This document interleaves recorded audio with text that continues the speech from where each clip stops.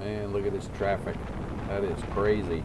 As I was pointing to, it's been backed up probably past 3 miles back the other way, and it's just starting right up here. It's still pretty steady.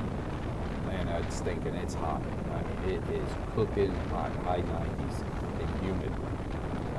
On a motorcycle like this or an outdoor vehicle or convertible, man, it would be absolutely horrible to be stuck in that traffic. At least with driving down the road, on the highway, you get a nice breeze. Even though it is hot, the hot breeze, you can feel just the slightest, like under that bridge, you can feel that without being in the sun, you can feel the change in temperature. Just that little bit is so nice. But yeah, let me know where you guys ride. If you guys have a bad problem with the heat coming off the road, and it's just you're just going through like a hair dryer. That's what it feels like. It's a giant hair dryer. Is the best way to explain it. But I still wouldn't trade it. Wouldn't trade it for the world. I love it. The tractor trailers, like this guy here, man, I'll tell you, this thing is so light, it blows you all over the place. So you do have to be careful. When you get up near a tractor trailer or you get behind one with the wind disturbance, it will blow you around. I mean, the whole thing shakes. So you gotta be aware of that and get used to it. And definitely take that into consideration when you get on a road with a bunch of tractor trailers around you. The wind disturbance is from everywhere, so it is, look at these bumps, it is just pushing you and pulling you in all different directions, so you just gotta hang on, give it a nice easy ride. I probably mentioned before in my other videos, right up here when I hit underneath this bridge, this road is absolutely horrible. It is raised in the middle and, kind of tracks left and right. You'll see it up here. It looks like you're drunk or something. I mean, it just wants to push me all over the road. But I seem to favor to the right up here, right by the white line, and it's not as bad. My back wheel kind of settles in a little bit. But this road, you learn them, as you travel the same roads back and forth to work. But right here, I mean, I got to work it to keep it squared up. It must look bad from behind too, the back, the whole thing's just twitching left and right.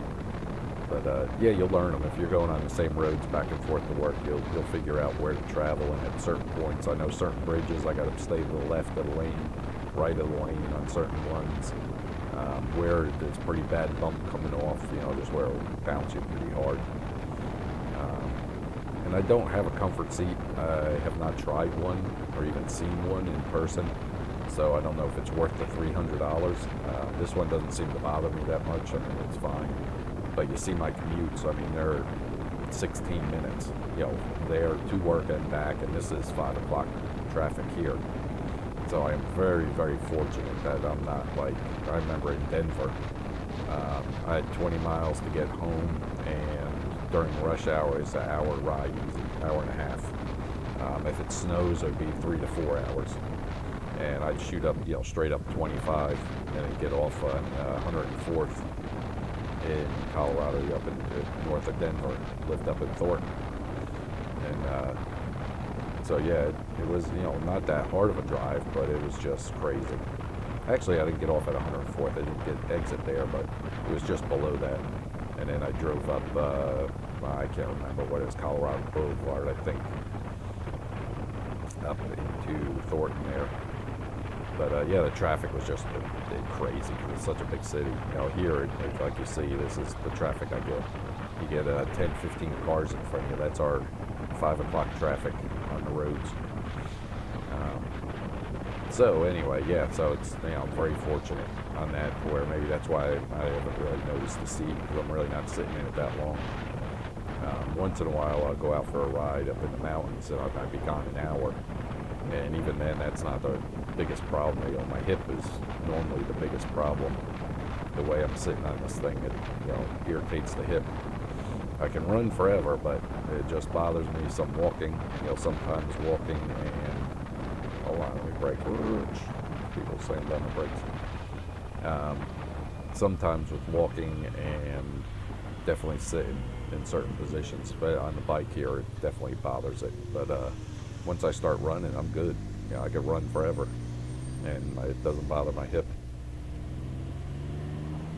But it's a hot day. Definitely toasty warm.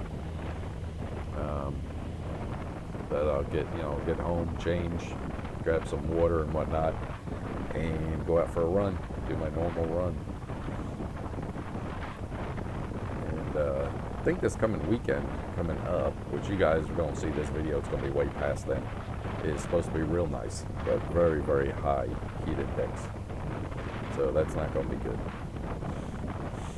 But we'll be at the pool, so I'll enjoy that. This thing normally sits during the weekend because I'm so busy with the boys and sitting at the pool or doing something like that. So it's rare. I might jump on it to run up to the store and get stuff for dinner. But other than that, I leave it under the cover and just let it go until Monday for work. The cover's holding up real well. I forget what I paid for, $200. It's holding up great. It's not fully waterproof, but it keeps a lot of the dirt and water from puddling. It may be just that the water condensates up underneath it from what rolls under the bike, because it's kind of open like a triangle, from the front wheels up over the windshield and then that single point in the back. So it's kind of open around by your foot pegs. So it may just be the kind of evaporation off the driveway gets up under the cover, because it's not much. It's just like dew, really. So, and keeps the sun off it while it's just sitting during the day on the weekends. But all right, we got a red light up here. I'm going to leave it on. We'll talk about it. There's that coffee place up here on the right. I don't stop in there enough. They got good coffee. I normally just go with their basic, but you can go there and you'll get the same taste every time. I mean, it's made perfect. So if you have that certain taste that, like from them, I know what it tastes like. I get that same time. It doesn't change up. Like if I go to Sheets and make my own coffee, their Colombian Robust or whatever it is, it may taste different from day to day. That's without adding anything to it. It just changes. I don't know. Maybe the coffee pot's not clean. Maybe, the filters aren't cleaned regularly, but it just doesn't taste the same. This place, you spend $2 and, that coffee will taste the same month after month. If you show up once a month, it'll taste the same, which is what I like. Normally I just make my 1 cup of coffee in the morning and throw it in my cycling bottle, throw it in my bag, and I'll drink it when I get to work. I don't care if it's hot or cold, it don't matter to me. But that's the only one I do, and after that it's just strictly water all day. And same with when I get home, it's just strictly water. I don't drink sodas. I haven't drank them in years, and I don't drink, like sweet tea or anything like that. Pretty much just water. And then coffee in the morning. And don't even do any sugar in that. I just do, I think it's just standard, like sweetened almond milk. And I'll just dump some of that in there, and that's just all I need. So pretty plain on the drinking of liquids. Very rare, every once in a while I might do a beer, especially if I cut the grass. I like that beer to replenish some of my carbohydrates and calories.